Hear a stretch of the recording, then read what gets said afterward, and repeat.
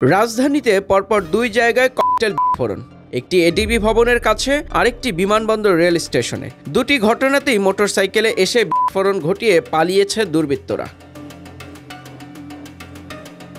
রাজধানীর আগারগাঁওয়ের এডিবি ভবনের সামনে শনিবার রাত 9টা 10 মিনিটে ককটেল বিস্ফোরণ ঘটায় দুর্বৃত্তরা। বিস্ফোরণের সময় কাছেই দায়িত্বে ছিলেন পুলিশ সদস্যরা। বিষয়টি নিশ্চিত করে তেজগাঁও বিভাগের উপপুলিশ কমিশনার মোহাম্মদ ইবনে মিজান বলেন, এডিবি ভবনের সামনের রাস্তায় হঠাৎ একটি ককটেল বিস্ফোরণের ঘটনা ঘটে। পাশেই আমাদের পুলিশ ডিউটি করছিল। মোটরসাইকেলে এসে হঠাৎ ককটেল বিস্ফোরণ ঘটিয়ে দুর্বৃত্তরা পালিয়ে যায়। আমরা সিসিটিভি ফুটেজ সংগ্রহ করেছি। যারা এ ঘটনা ঘটিয়েছে তাদের খুঁজে বের করে আইনের আওতায় আনা হবে।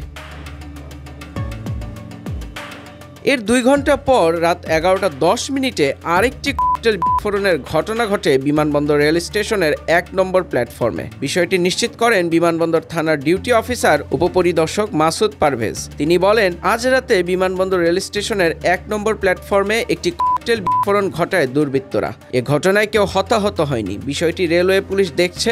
আমরা জেনেছি দুর্বৃত্তরা ককটেল বিস্ফোরণ ঘটিয়ে ঘটনাস্থল থেকে পালিয়ে গেছে। দুটি ঘটনায় হতাহতের কোনো খবর নেই। তবে তদন্তে নেমেছে পুলিশ ও রেলওয়ে নিরাপত্তা বিভাগ। এক রাতে রাজধানীতে 2 স্থানে ককটেল বিস্ফোরণ সমন্বিত নাকি বিচ্ছিন্ন ঘটনা তা জানতে সিসিটিভি বিশ্লেষণ সহ চলছে তদন্ত।